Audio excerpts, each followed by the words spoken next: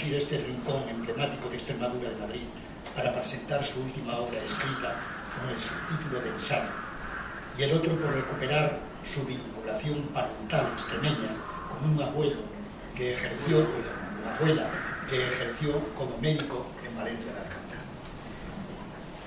Cumplido el convencionalismo educado y respetuoso, permitidme que exponga unas consideraciones en forma de 3 pinceladas referidas al autor del libro y que alude a las distintas dimensiones vitales, personal, profesional y la relacionada con la vida creativa de nuestro protagonista.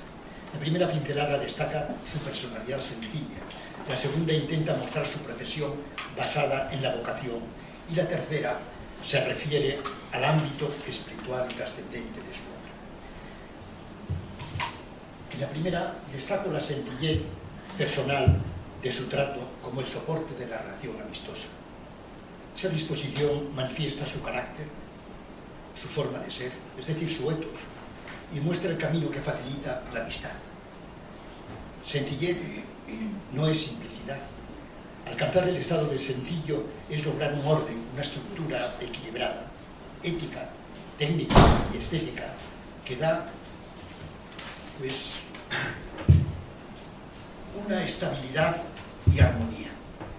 La simplicidad es atractiva por su espontaneidad, ternura, y nos permite y nos pone expectante en su desarrollo futuro, pero parece que nos previene de falta de resistencia para establecernos en ella.